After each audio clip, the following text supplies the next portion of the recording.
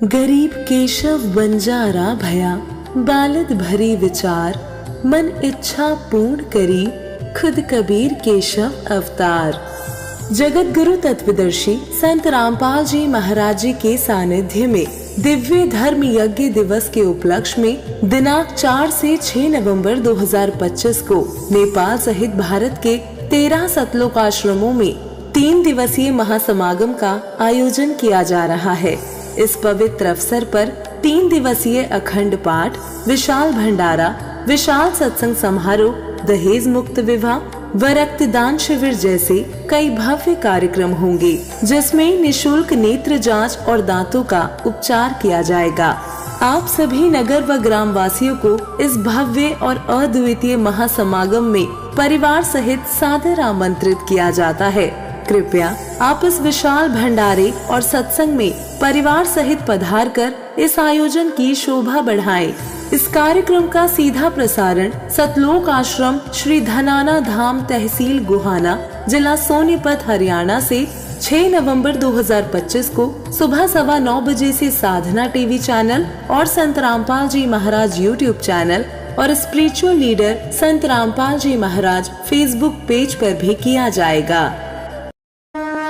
संत रामपाल जी महाराज एक ऐसे महान संत जिन्होंने अपनी सतभक्ति, तत्व ज्ञान, करुणा और सेवा के बल पर समाज में नई मिसाल कायम की है। संत रामपाल जी महाराज की अगुवाई में उनके सभी सतलोक आश्रमों से समाज कल्याण के अद्भुत कार्यों ने समाज को सुनहरे भविष्य की एक नई उम्मीद दिखाई है। संत रामपाल जी महाराज से नाम दीक्षा लेने के बाद लाखों लोगों की लाइलाज बीमारियां जैसे कैंसर, एड्स आदि ठीक हुई। संत जी के ज्ञान से प्रेरित होकर उनके अनुयायियों ने लाखों यूनिट रक्तदान किया। संत जी ने लाखों बहन बेटियों का दहेज मुक्त विवाह करवाया।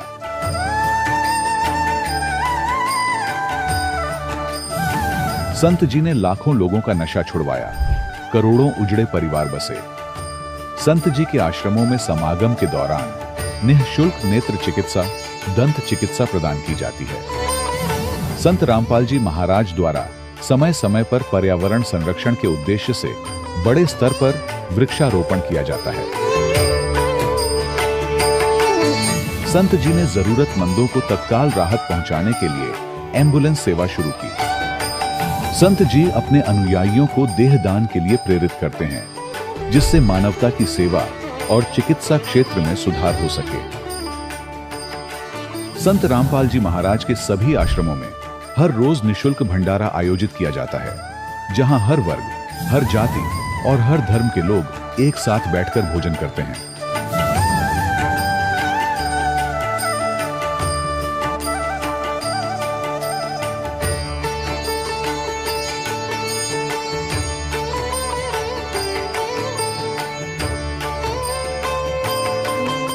संत रामपाल जी महाराज की अन्नपूर्णा मुहिम ने गरीब और बेसहारा लोगों के जीवन में एक नई ऊर्जा और उम्मीद को जन्म दिया है। घर घर खाद्य सामग्री और जरूरी मदद पहुंचाकर संत रामपाल जी महाराज ने लोगों को दुख और मजबूरी से लड़ने की ताकत प्रदान की है।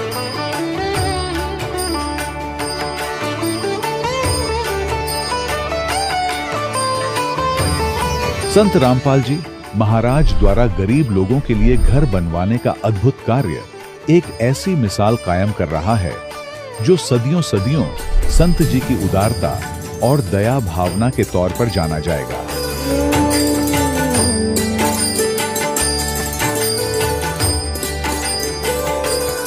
संत रामपाल जी महाराज के आश्रम में हजारों बुजुर्गों को सम्मान और प्यार के साथ जीवन जीने का अवसर मिलता है। उनके खाने, रहने और स्वास्थ्य की पूरी जिम्मेदारी संत रामपाल जी महाराज उठाते हैं। अनाथ बच्चों के लिए संत रामपाल जी महाराज के सभी आश्रम किसी वरदान से कम नहीं। यहाँ उन्हें शिक्षा, संस्कार और भविष्य के लिए बेहतर अवसर प्रदान किए जाते हैं। चाहे बाढ़ हो, भूकंप या महामारी, संत रामपाल जी महाराज और उनके अनुयायी हमेशा ही जरूरतमंदों के लिए सबसे आगे खड़े रहते हैं। कोविड महामारी के दौरान संत रामपाल जी महाराज के आश्रमों से करोड़ों लोगों के लिए भोजन, दवाइयां और जीवन रक्षक सामग्रियां उपलब्ध कराई गई। चाहे गरीब की मदद हो या किसी शोषित और पीड़ित वर्ग के हक और सम्मान की लड़ाई संत रामपाल जी महाराज ने हमेशा ही उनकी दबी आवाज को सरकारों तक पहुंचाया है और उन्हें उचित न्याय दिलवाने में अहम भूमिका अदा की है। समाज में आध्यात्मिक और सामाजिक मूल्यों के प्रति जागरूकता लाने में संत रामपाल जी महाराज हर कदम पर मानवता के सच्चे सेवक साबित हुए हैं। संत रामपाल जी महाराज का जीवन हमें सिखाता है कि सच्ची सेवा वही है जो निस्वार्थ भाव से की जाए। आइए हम भी इस महान सेवा के कार्य में इस महान संत से जुड़ें और संत रामपाल जी महाराज से नाम दीक्षा लेकर अपने जीवन को धन्य बनाएं।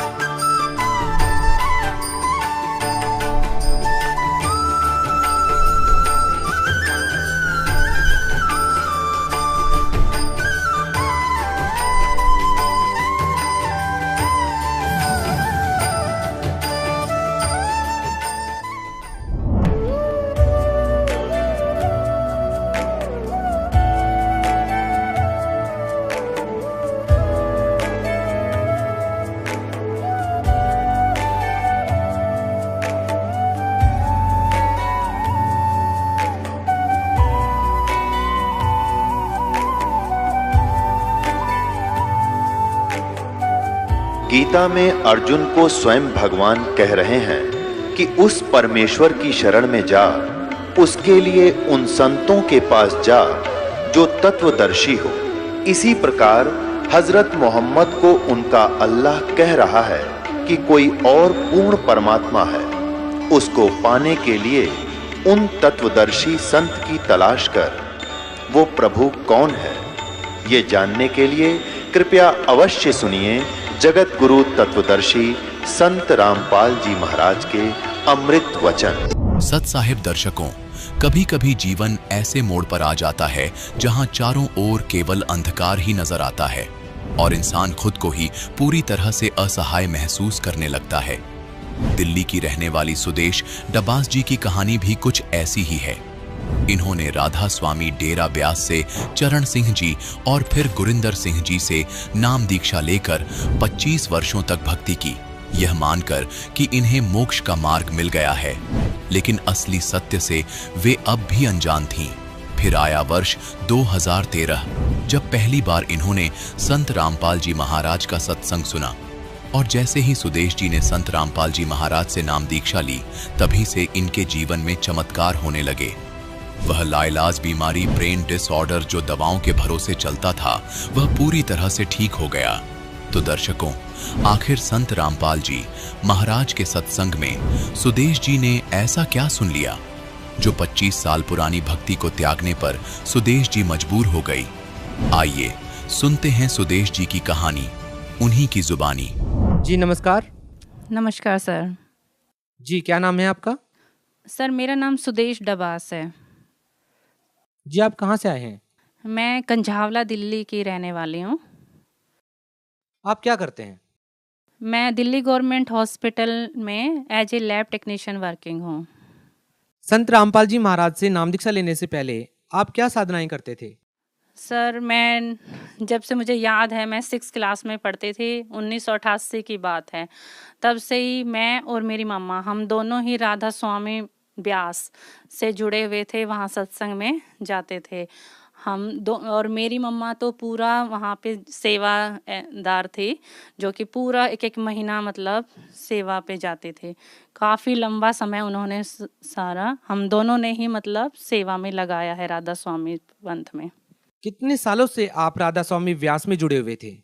सर लगभग 25 साल, क्योंकि 88 से लेके 2013 तक हम लगातार राधा स्वामी में से ही जुड़े हुए थे और उन्हीं की ही साधना करते थे। उसके अलावा हम कभी भी कुछ भी नहीं करते थे।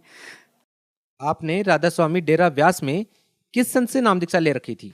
जी, मैंने गुरिंदर सिंह जी महाराज से ली थी नाम दीक्षा।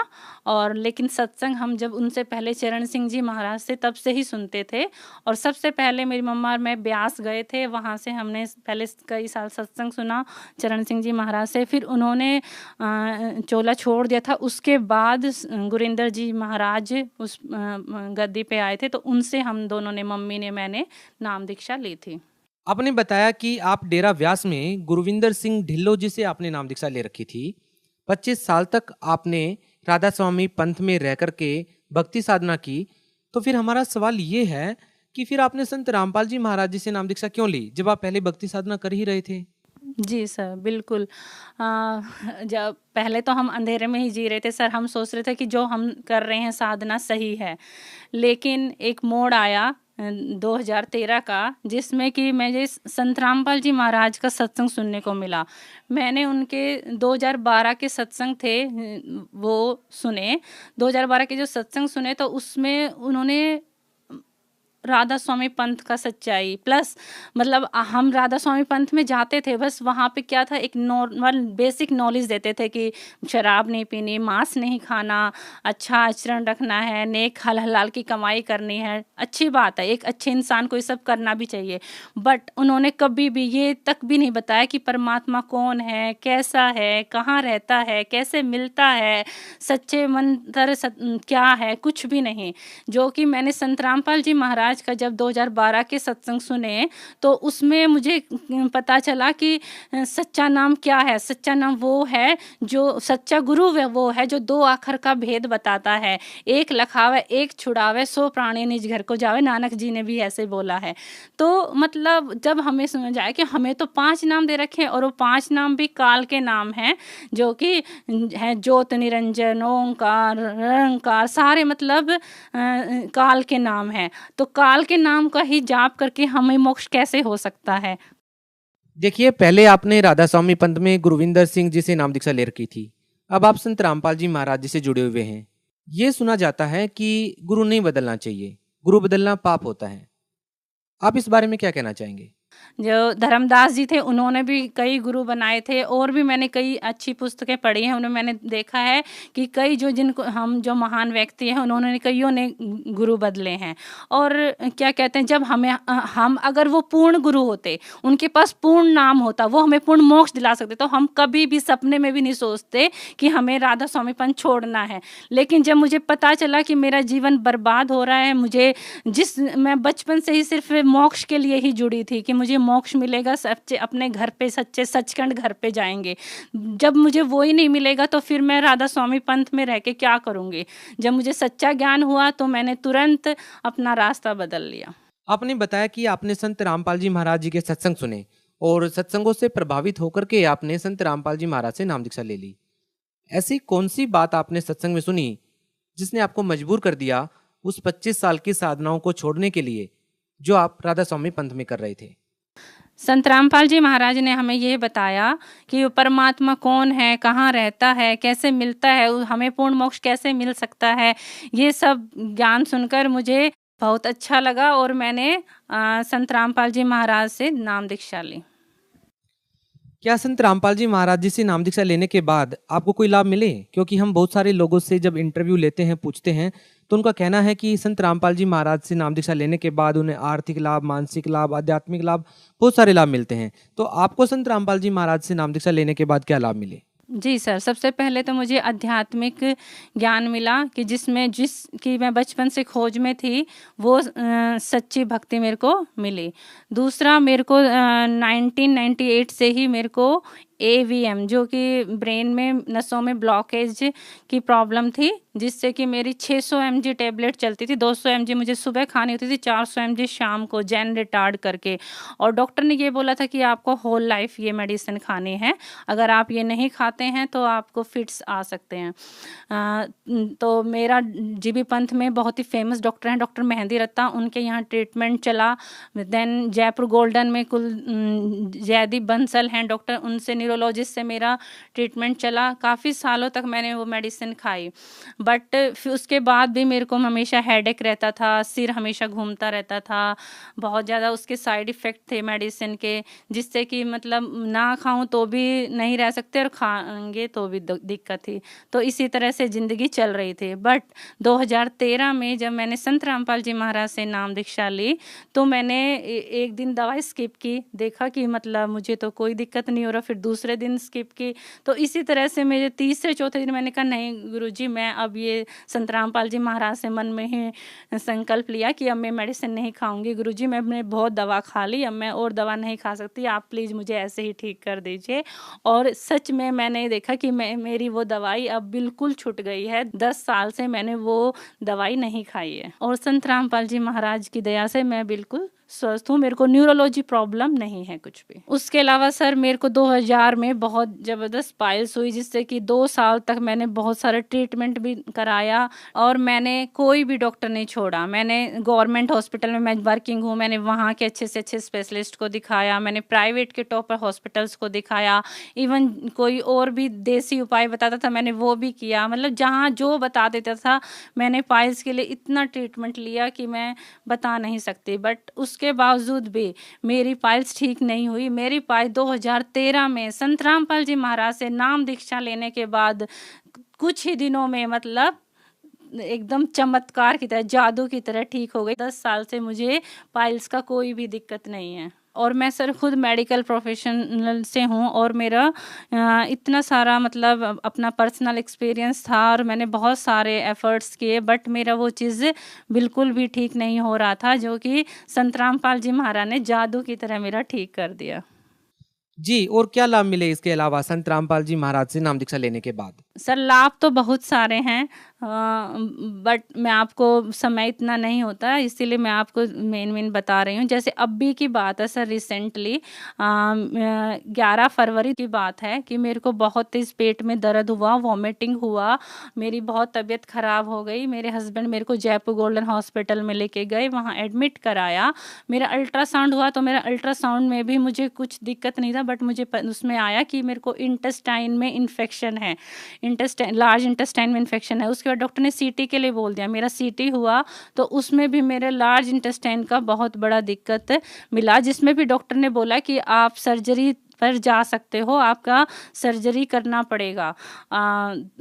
तभी तुरंत मैं इतना घबरा गई, इतना मैंने पर तुरंत संत रामपाल जी महाराज से मन ही मन प्रार्थना लगाई और मैंने संत रामपाल जी महाराज से आश्रम में भी कॉल करे कि गुरु संत रामपाल जी महाराज, मुझे डॉक्टर्स ने सीटी स्कैन में बहुत बड़ा दिक्कत बता दिया है कि जिससे कि सर्जरी करनी पड़ सकती है लार्ज इंटेस्टाइन का। तो संत रामपाल जी महाराज ने कहा कि नहीं बेटा, कुछ नहीं होगा, चिंता मत करो, भक्ति करते रहो, विश्वास बनाए रखो। जिससे कि डॉक्टर ने फिर बोला कि चलो आपको ना 48 आवर्स या 72 आवर्स फास्टिंग पे रखेंगे, जिससे कि देखते हैं कि आपकी दिक्कत कितना रिकवरी होती है।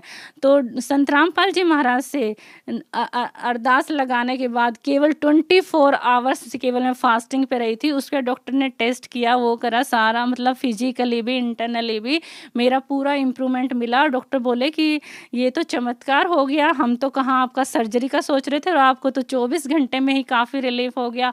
उसके बाद मैं मोशन भी ठीक से जा रही थी, सारा मतलब अच्छे से सब हो गया था। उन्होंने मेरा पहले सॉफ्ट ड्रिंक लिक्विड शुरू कर दिया, देन सॉफ्ट ड्रिंक पे मैं आ गई। और डॉक्टर ने जब मेरे को डिस्चार्ज दिया 17 फरवरी को, तो उन्होंने बोला था कि आपका दिक्कत ठीक थोड़ा हो गया है, बट आपको होल लाइफ पूरा मतलब रात को तो खाना खाना ही नहीं है, दिन में भी आपको बिल्कुल थोड़ा थोड़ा क्वांटिटी छोटे बच्चे की तरह खाना है, दूध भी बिल्कुल जरा सा लेना है, हर चीज़ मतलब बहुत ज़्यादा परहेज बता दिए थे कि आपको बिल्कुल नाम मात्र खाना है और रात में तो खाना ही नहीं है।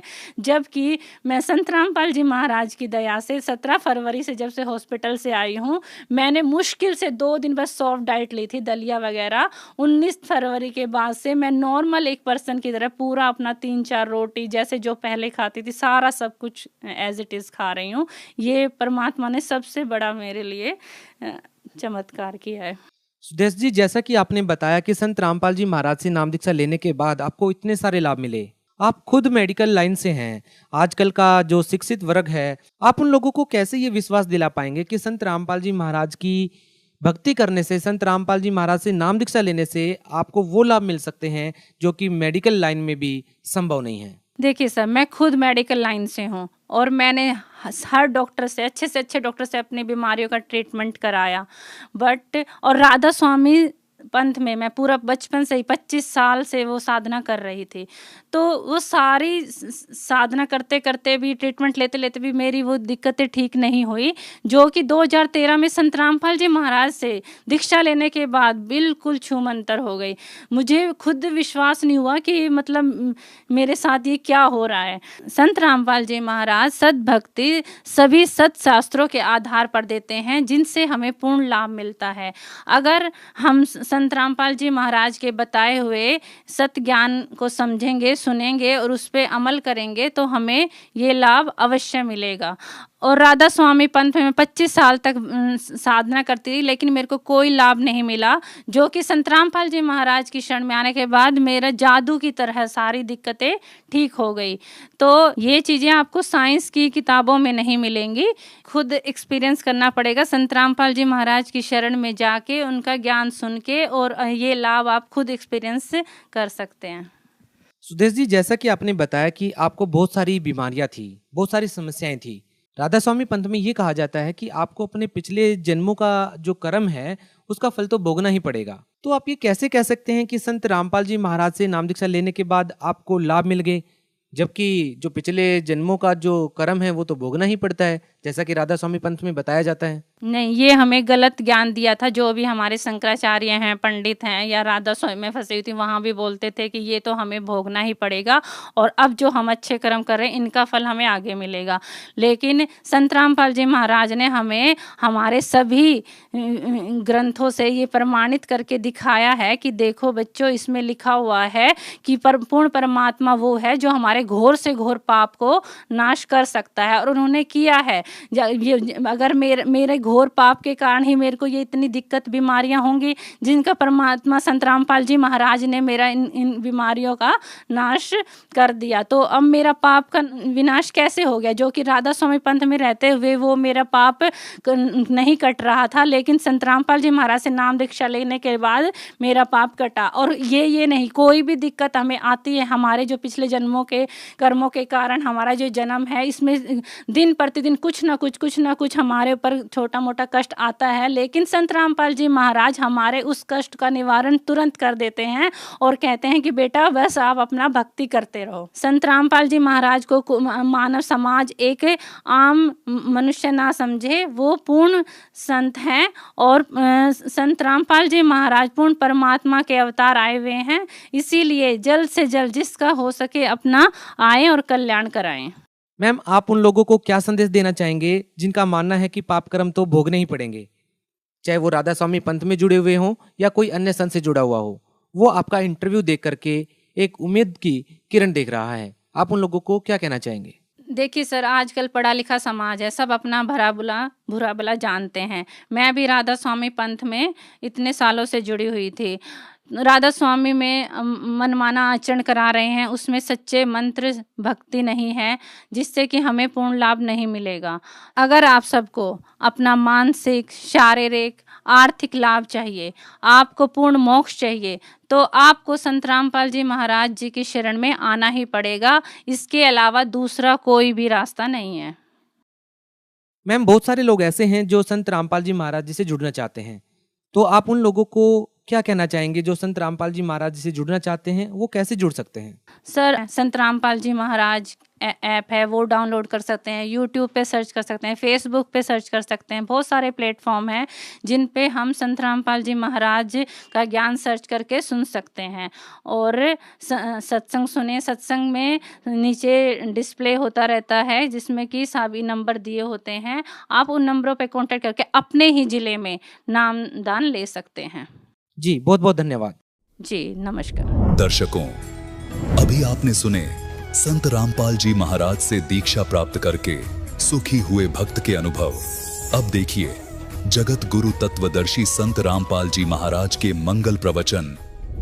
हम काल ने ऐसे मिसगाइड कर दिए, हमारे तक पहुंचना भी परमात्मा को कठिन हो रहा है।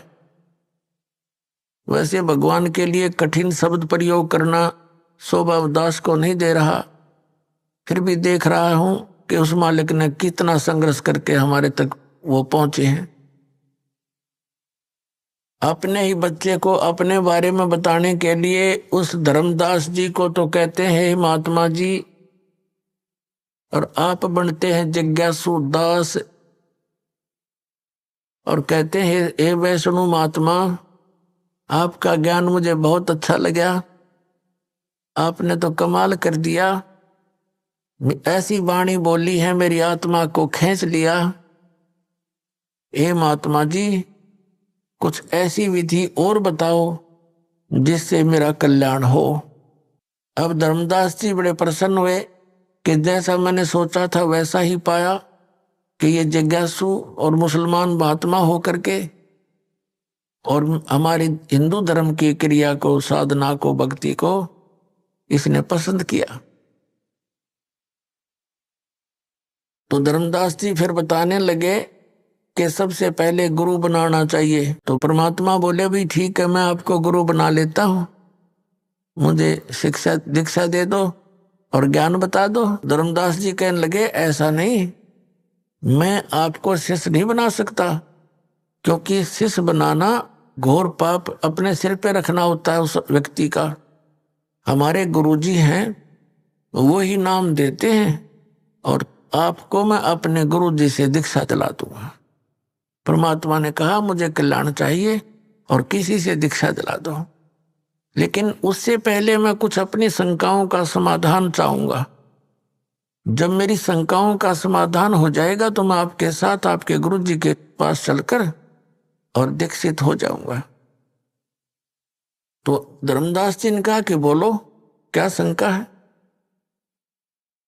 कि पहले तो आप अपनी पूरी क्रिया बताइए, कौन कौन सी क्रियाएं मुझे करनी पड़ेंगी।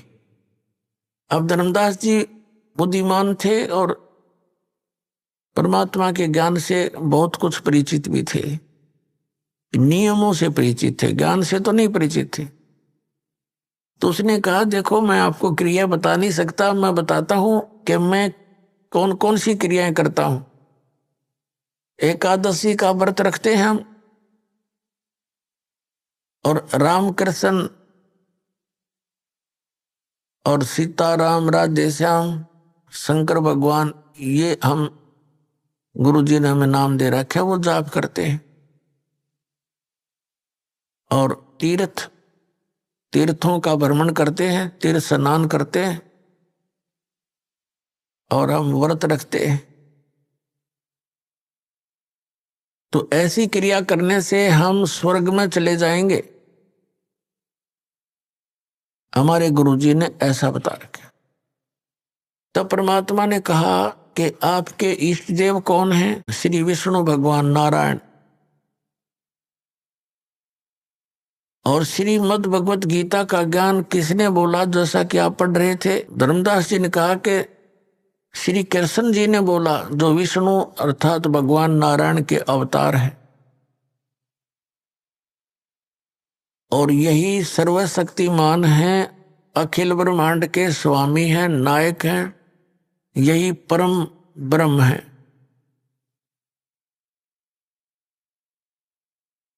तो परमात्मा ने कहा कि आप अभी गीता पाठ कर रहे थे। गीता के अंदर मैंने और भी कई संतों से सुना है, 18वें अध्याय के 62वें श्लोक में गीता ज्ञानदाता स्वयं कह रहा है कि अर्जुन तू सर्वभाव से उस परमेश्वर की शरण में जा, जिसकी कृपा से तू परम शांति को और सनातन परम धाम को प्राप्त होगा। तो वो परमात्मा तो गीता ज्ञानदाता से अन्य हुआ धर्मदास जी। अब धर्मदास जी को जैसा भी पाठ पढ़ा रखा था नकली गुरुओं, धर्म गुरुओं ने, तो वो कहता नहीं जी कृष्ण जी अपने बारे में कह रहे हैं, अपने बारे में कह रहे हैं। परमेश्वर ने कहा कि श्री कृष्ण जी विष्णु अवतार हैं। कहा बिल्कुल वही विष्णु जी ही श्री कृष्ण रूप में देवकी जी के गर्भ से जन्मे थे। ठीक है। और गीता जी का ज्ञान श्री कृष्ण ने दिया? हाँ जी। और श्री विष्णु जी का जन्म मृत्यु होता है कि नहीं? वो कहने लगे नहीं, ये तो अजरो अमर है, सर्वेश्वर महेश्वर। तो शाश्वत स्थान किसे कहते हैं? धर्मदास जी ने कहा कि शाश्वत का अर्थ है जिसका एंड कभी ना हो, सदा रहने वाला। और आप श्री विष्णु जी को अमर बताते हो। गीता जी का ज्ञान भी श्री विष्णु जी अर्थात श्री कृष्ण जी ने दिया बताते हो। बिल्कुल सत्य है, धर्मदास जी बोले। तो परमात्मा ने कहा गीता अध्याय नंबर 4 के श्लोक नंबर 5 और 9 में, गीता अध्याय नंबर 2 के श्लोक 12 में, गीता अध्याय नंबर 10 के श्लोक 2 में, आपका गीता ज्ञानदाता कहता अर्जुन तेरे और मेरे बहुत जन्म हो चुके, तू नहीं जानता, मैं जानता हूं। तो ये अविनाशी कैसे हुआ महात्मा जी? अपना आत्माओं जैसा आपने बताया था कि ये पता भी लग जाता है कि सचमुच हम गलत दिशा पकड़े हुए हैं, लेकिन ये पिछला रंग और अहम अभिमान ये काल की मरोड़ी है, या जल्दी सी ठीक ना होती। परमात्मा के पास ऐसी हथौड़ी है, इसने इसी ठीक कर देंगे या कदे झूठ गड़बड़ होगी फिर। तो इस प्रकार परमात्मा ने ऐसे तरीके से उसे प्रसन्न किया, वो सुन्न हो गया। तो परमात्मा ने कहा कि आप तो अजर अमर बताते हो, इनकी तो जन्म मृत्यु होती है। अभी आपने 7वें अध्याय के 29वें श्लोक में पढ़ा कि जो व्यक्ति जरा और मरण से छूटने के लिए प्रयत्न करता है वह उस तत्ब्रह्म से और सारे अध्यात्म से और सब कर्मों से पूर्ण परिचित होता है। अर्जुन ने पूछा 8वें अध्याय के प्रथम मंत्र में कि वो किम तत्ब्रह्म, कि जिस तत्ब्रह्म यानी उस परमात्मा की को जानकर प्राणी केवल यहां से जन्म और मृत्यु के रोग से छूटने का ही प्रयत्न करता है, वो किम तत्ब्रह्म, वो तत्ब्रह्म कौन है फिर? गीता ज्ञानदाता 8वें अध्याय के 3रे श्लोक में कहता वो परम अक्षर ब्रह्म है। तो ये गीता ज्ञानदाता से तो अन्य हुआ। अब धर्मदास जी बिल्कुल जैसे सांप सूंघ जाया करे ना, ऐसी स्थिति में आ गया, सुन्न हो गया कति। तो गीता ज्ञानदाता से कोई अन्य भगवान है जिसको जानने के बाद फिर संसार की किसी वस्तु की चाह नहीं रहती। फिर परमात्मा ने बताया कि आपने अभी 8वां अध्याय पढ़ा, 8वें अध्याय के 5 और 7 श्लोक में गीता ज्ञानदाता अर्जुन को कह रहा है कि तुम मेरी भक्ति कर, मुझे प्राप्त होगा।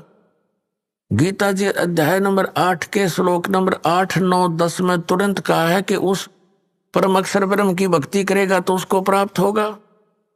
श्रीमद् भगवत गीता अध्याय नंबर 8 के श्लोक नंबर 13 में गीता ज्ञानदाता कहता है मेरा तो एक ओम अक्षर है, ओम इति एकाक्षरम ब्रह्म व्यवहारन मामनुस्मरण यह प्रियाति तजन देहम सयाति परमाम गति। मुझ ब्रह्म का केवल एक ओम मंत्र है, नथिंग एल्स, इसके अतिरिक्त कोई नहीं। और जो अंतिम श्वास तक इसका सिमरण करता हुआ शरीर त्याग कर जाता है वो उस परम गति को प्राप्त होता है। ओम से मिलने वाली जो परम गति है उसको प्राप्त होता है। परमात्मा ने कहा ओम से मिलने वाली परम गति कौन सी है? ब्रह्मलोक। गीता अध्याय नंबर 8 के श्लोक नंबर 16 में कहा कि ब्रह्मलोक पर्यंत भी ये सभी पुनरावृत्ति के अंदर हैं, वहां गए हुए प्राणी भी जन्म मृत्यु में आते हैं। तो ये बात उस गीता अध्याय नंबर 18 के श्लोक नंबर 62 के विषय में खरी नहीं उतरती कि आप कह रहे हो गीता ज्ञानदाता श्री कृष्ण, लेकिन श्री कृष्ण नहीं है ये। श्री कृष्ण जी के अंदर वो काल बोल रहा है, फिर भी वो बुद्धि आपकी वहां नहीं जा सकती। इसलिए ये मानकर चलो कि आप श्री कृष्ण बोल रहे हैं। तो वो स्थिति कैसे प्राप्त हो सकती है? इस तुम्हारे मंत्र ओम से तो ब्रह्मलोक प्राप्त होता है। ब्रह्मलोक में गए हुए प्राणी फिर वापस आते हैं। तो श्रीमद् भगवद गीता अध्याय नंबर 18 के श्लोक नंबर 62 में कहे हुए उस वचन के विपरीत बात होगी। अर्थात आपका भगवान वो गति नहीं करा सकता, वो शाश्वत स्थान प्राप्त नहीं करा सकता। शाश्वत माने जैसे गीता जी अध्याय नंबर 15 के श्लोक नंबर 1 से 4 में चौथे में स्पष्ट किया है कि तत्वदर्शी संत से तत्व ज्ञान प्राप्ति के उपरांत परमेश्वर के उस परम पद की खोज करनी चाहिए जहां जाने के बाद साधक कभी लौटकर संसार में नहीं आते, और जिस परमेश्वर ने सब ब्रह्मांडों की रचना की है केवल उसी की भक्ति करो, गीता ज्ञानदाता कह रहा है। और आपके भगवान का ओम नाम के जाप से ब्रह्मलोक प्राप्ति, ब्रह्मलोक में गए हुए प्राणी फिर पुनर्वर्ती माते हैं, जन्म मृत्यु होता है। 8वें अध्याय के 8, 9, 10 में गीता ज्ञानदाता कहता है उस परम अक्षर ब्रह्म की शरण में जा, उसकी भक्ति करेगा तो उसको प्राप्त होगा।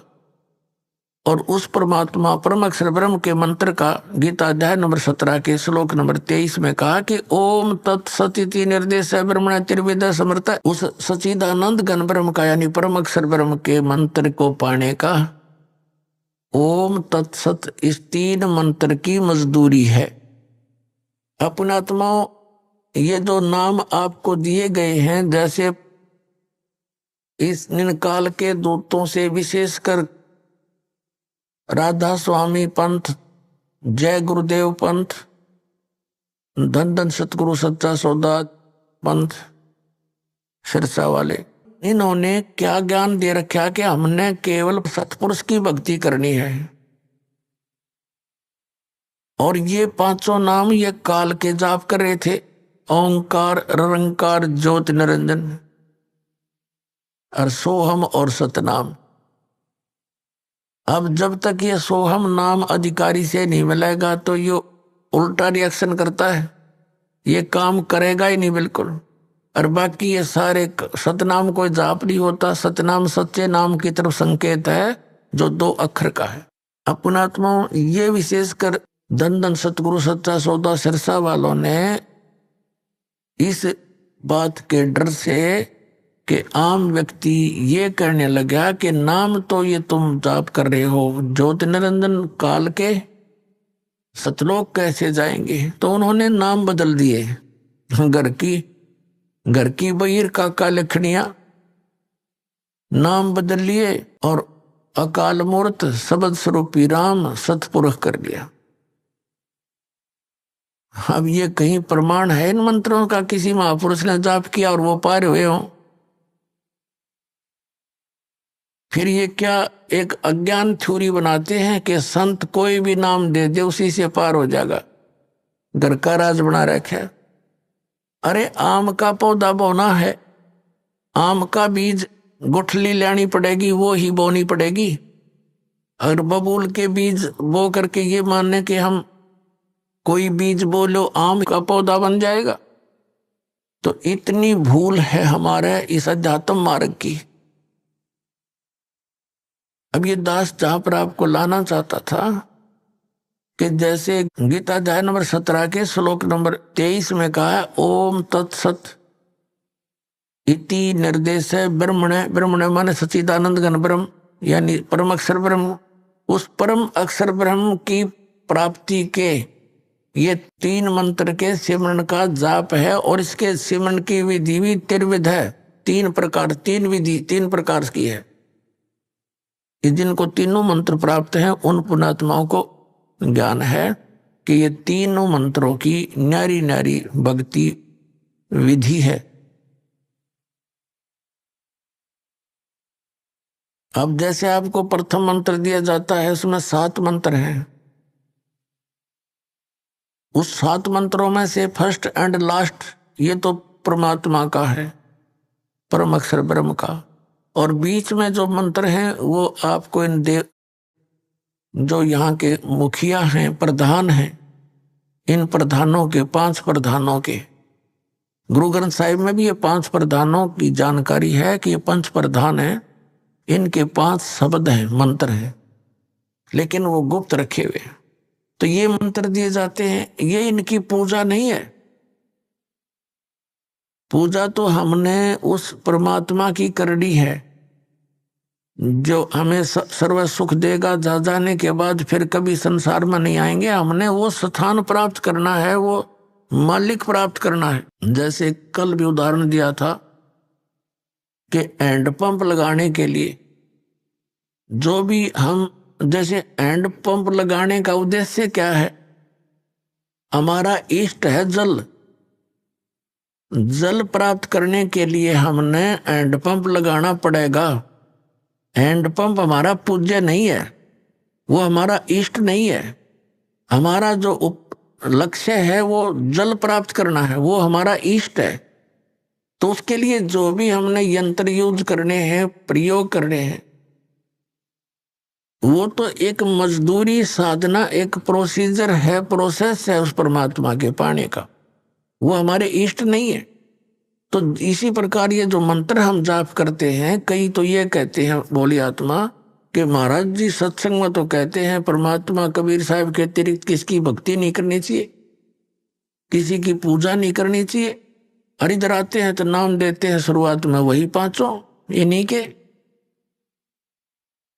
तो पुण्यात्मा यहाँ विवेक से काम लेना पड़ेगा, इतना एकदम रिजेक्ट ना करना इस मार्ग को, क्योंकि ये मार्ग आपने कभी सुना न देखा। अब क्या है,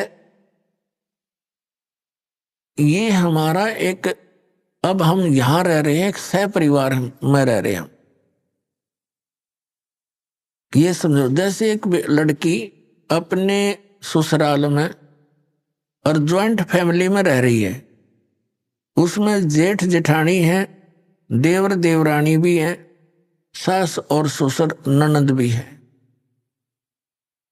अब वो सबका सत्कार करती है, आदर करती है, और सभी जो काम जैसा उसकी ड्यूटी होती है प्रत्येक की आज्ञा का पालन करती हुई वो सब कार्य करती है। वो आदर सबका करती है, सत्कार सभी का करती है यथोचित, लेकिन वो पूजा अपने पति की ही करती है। उसकी आस्था अपने पति में ही रहती है। भले ही परिवार में रहते हुए वो ऊपर से ये विशेष दिखावा नहीं करती, लेकिन फिर भी उसके हृदय में जगह जो अपने पति की है, एक पति भरता बेटी की, अन्य में नहीं हो सकती। तो वो सबका सत्कार करती है, अतिथि आता है उसका भी आदर सत्कार करती है, और सबसे मृदु बोलती है, मीठा बोल प्यार से बोलती है, और पुण्यात्मा उसकी आस्था अपने पति में ही रहती है। अंडरस्टूड है ये। और जब अपने परिवार से अलग होते हैं वो पति पत्नी, ये तो एक समय आता ही है सबने भिन्न भिन्न होना ही है। तो वो जब अलग होते हैं और उसके हिस्से में जो भी आइटम आए हैं बंटवारे में, तो सारे उठा के अपनी चम्मच भी ना छोड़, छोटी सी भी जो उसके हिस्से में आई, और सारे उठा के अपने पति वाले घर में रख लेगी, सारा कति सब उठा ले जाएगी। तो उस समय उसकी कोई लगाव नहीं उन परिवार के अन्य व्यक्तियों से। लेकिन वो अलग बात है, आदरणीय फिर भी है, लेकिन अब पता चला उसका कि इसकी आस्था किसकी थी, पूजा किसकी कर रही थी। तो पुण्यात्मा ऐसे हम यहाँ एक ज्वाइंट फैमिली में रह रहे। ये ब्रह्मा विष्णु महेश गणेश दुर्गा जी ये हमसे दूर नहीं है, ये अपने ही भाई बहन है। इन्होंने जन्म जन्मांतर में कोई अच्छे पुण्य करके या पोस्ट प्राप्त कर रखी है। अब इनके साथ हमारे मन में द्वेष आना या मूर्खता की पहचान ही होगी। ये हमारे मित्र हैं, जैसे हम और अन्य भी सबसे प्यार से रहते हैं, तो ऐसा ही ये हमारे एक प्रधान है यहाँ के। इनको कुछ पावर दे रखी है, कंट्रोलिंग पावर है, और ये हमें यहाँ की सारी सुविधा हमारे जो रिटर्न हमारे कर्मों में वो यही प्रदान करते हैं। तो इसलिए इनकी ये पूजा नहीं है, ये ज्वाइंट फैमिली में हम अपनी मजदूरी कर रहे हैं। और जब हम यहां से चलेंगे तो हमने इन सभी भगवानों से नो ड्यू सर्टिफिकेट लेना पड़ेगा, इन सब साहबों से। अब भगवान साहब राम इस किसे कहते हैं, थोड़ा सा यहाँ प्रमाण देते हैं। जैसे एक तहसीलदार है, उसको भी साहब कहते हैं, और एसडीएम को भी साहब कहते हैं, और डीसी को भी साहब बोलते हैं, कमिश्नर भी साहब कहलाता है, मंत्री जी को भी साहब कहते हैं, मुख्यमंत्री जी को भी साहब कहते हैं, और प्रधानमंत्री जी को भी साहब कहते हैं, राष्ट्रपति जी को भी साहब कहते हैं। ये सभी साहब से ही जाने जाते हैं। लेकिन इन साहबों की शक्ति में दिन और रात का अंतर होता है। रियल में साहब कौन है? हमारे देश का राष्ट्रपति, वो वास्तव में वो साहब है, यानी सबका मालिक है। तो ऐसे ही ये अन्य जितने भी पद पोस्ट हैं, श्री गणेश जी का, श्री विष्णु जी का, श्री ब्रह्मा जी, श्री शिव जी, श्री दुर्गा जी देवी का, और ब्रह्म का, ये भी भगवान साहब कहलाते हैं। पर इनकी इस प्रकार इसकी तुलना कर लेना कि ये कितने साहब हैं। श्री ब्रह्मा जी रजोगुण विभाग के मंत्री एक ब्रह्मांड में, श्री विष्णु जी सतोगुण विभाग के मंत्री इस एक ब्रह्मांड में, और 3 लोकों पर इनकी ये सत्ता है, ये विभागीय मंत्री है।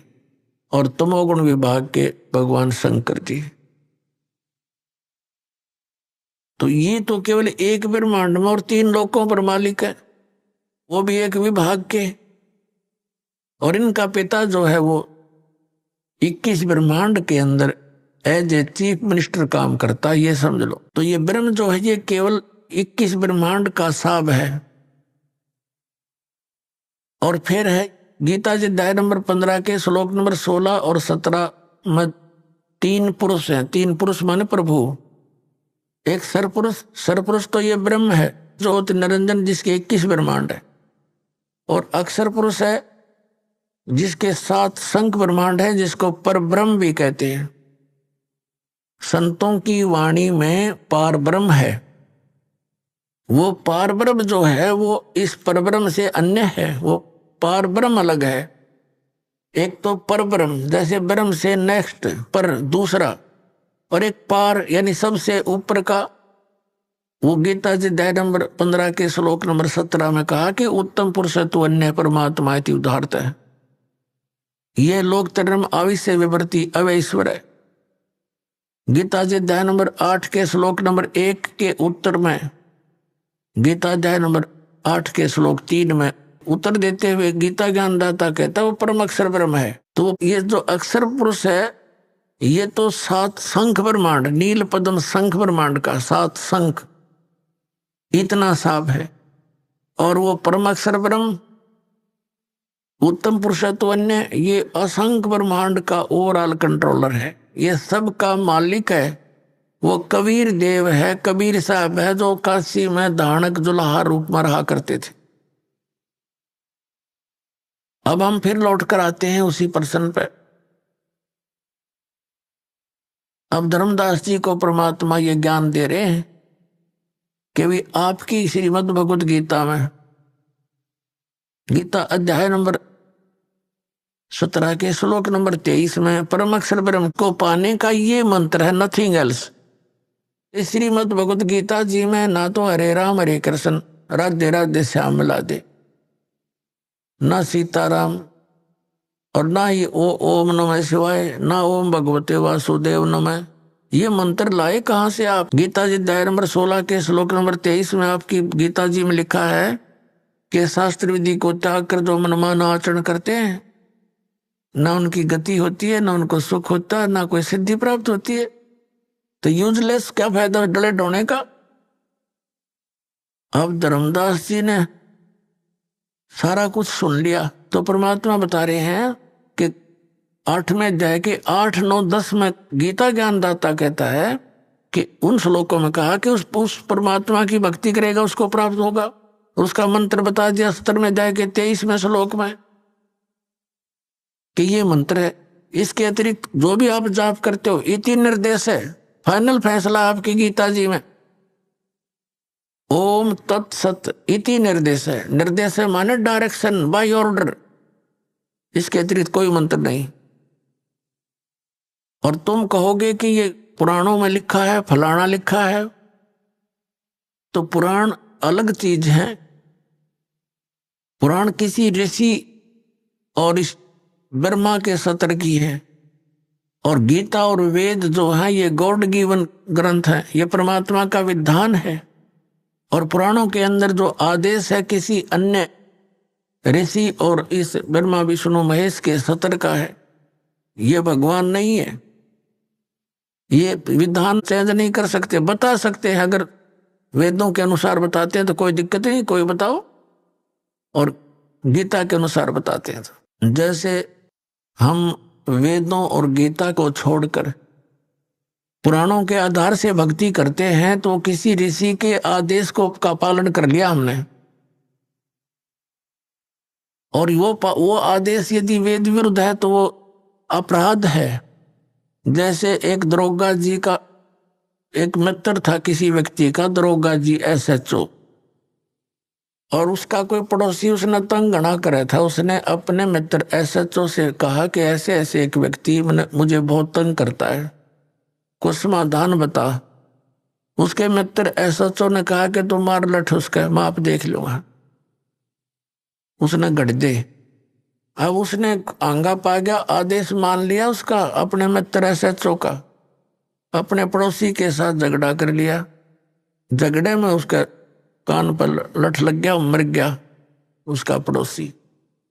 अब वहां का प्रभारी था वही SHO, वो ले पकड़ के अपने उस मित्र को, क्योंकि उस नालायक ने अपने एक मित्र अधिकारी की आज्ञा का पालन करके राजा का विधान तोड़ दिया।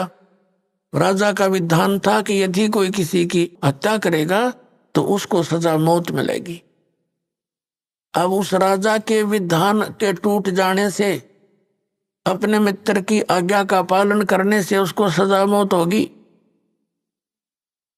तो परमात्मा कहते हैं कि कबीर साहेब कि आप जी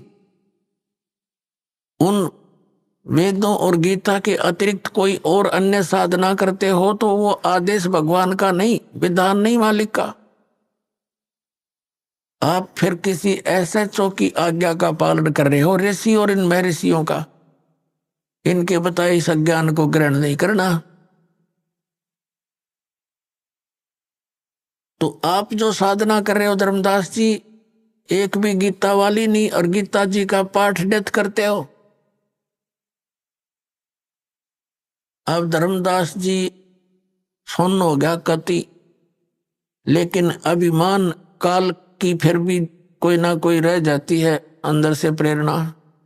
अब काल प्रेरणा से कहने लगा जिंदा तो मुसलमान है, इसलिए तुम्हारे हिंदू देवताओं के साथ ऐसी बातें कर रहा उनके विषय में। अभी आपने सुने संत रामपाल जी महाराज के मंगल प्रवचन। आइए अब सुनते हैं संत रामपाल जी महाराज से नाम दीक्षा लेकर सतभक्ति करके अद्भुत लाभ प्राप्त करने वाले अनुयायी के विचार।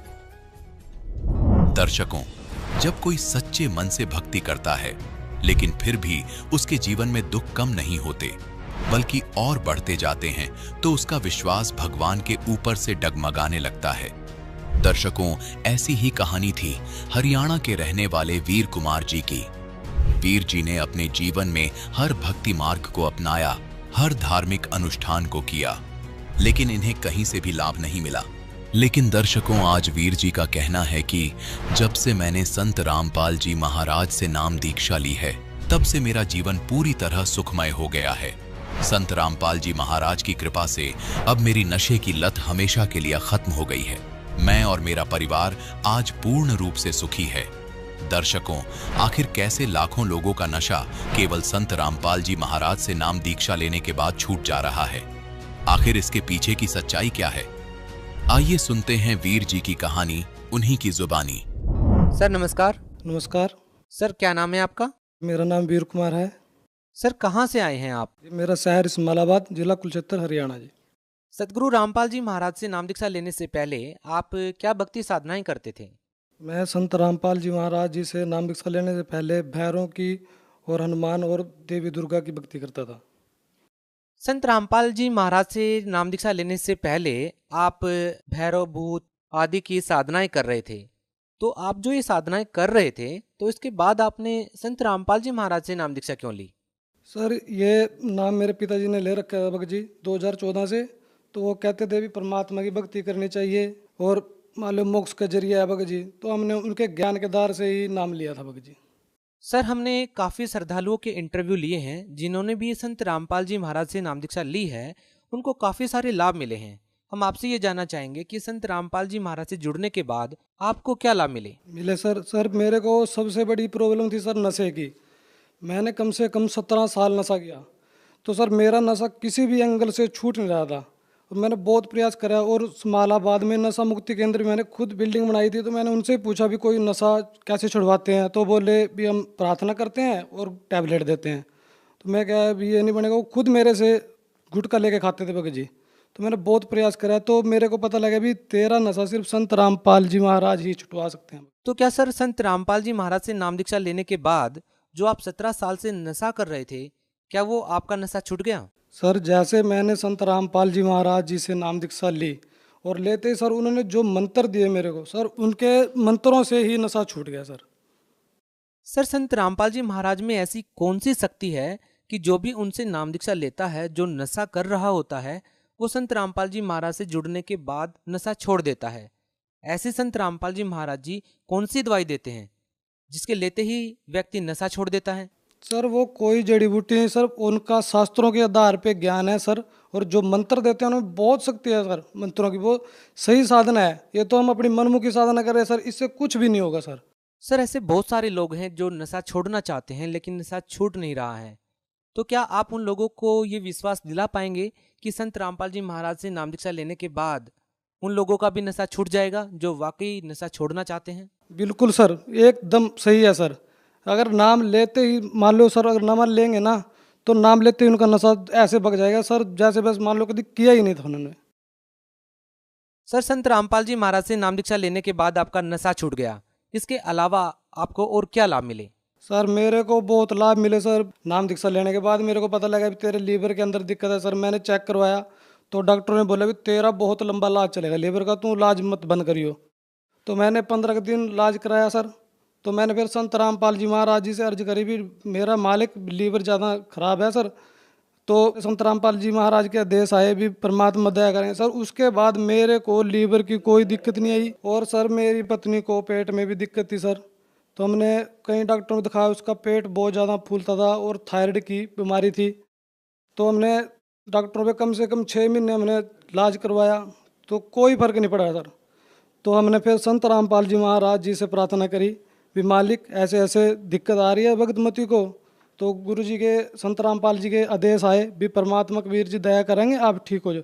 उसके बाद सर कोई भी दिक्कत आज भगतमती को नहीं है, स्वस्थ है, बिल्कुल ओके है सर। और लाभ सर मेरे को बाबा सिर बोल दी थी डॉक्टरों ने और शुगर बोल दी थी सर जी। शुगर मेरी बिल्कुल डाउन हो गई थी। जब मैंने डॉक्टर के पास गया, बोला तेरे को तो शुगर होगी, मैं कोई बात नहीं।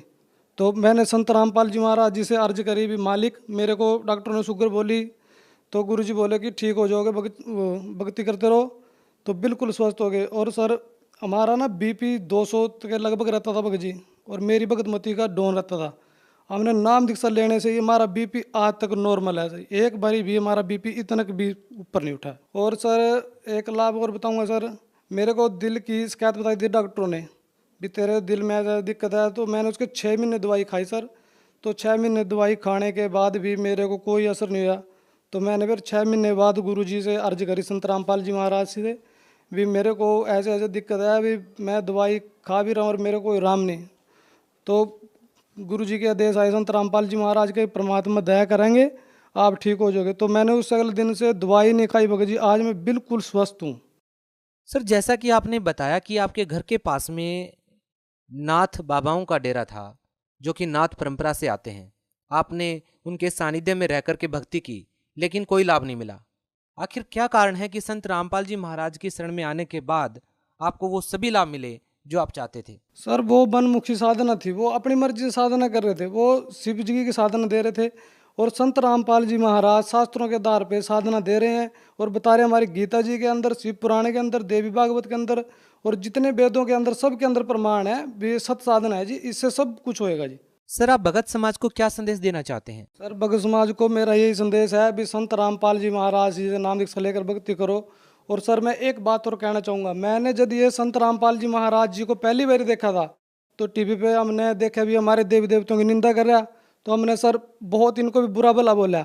और जो टीवी पे इंटरव्यू आते थे भगत जी, हमने क्या भी ये तो पैसे दे के ना इंटरव्यू दे रहे हैं। और सर आज देखो मालिक की दया से वो वरदान बन गया सर, आज मैं खुद इंटरव्यू खुद देने के लिए सर आया हूँ सर। सर हम आपसे ये जानना चाहेंगे कि जो इंटरव्यू आप हमें दे रहे हैं, क्या इसके लिए आपके ऊपर कोई प्रेशर है या आपको कोई पैसे दिए गए हैं? नहीं सर, कोई लोभ नहीं, कोई लालच नहीं सर, सिर्फ एक दया भाव है कि ये भक्ति है सर, जो सच्ची भक्ति है। इस भक्ति से ही आदमी अपने अंदर के दुख सुख सब बाहर काटेगा सर। बहुत बहुत धन्यवाद। सत साहिब।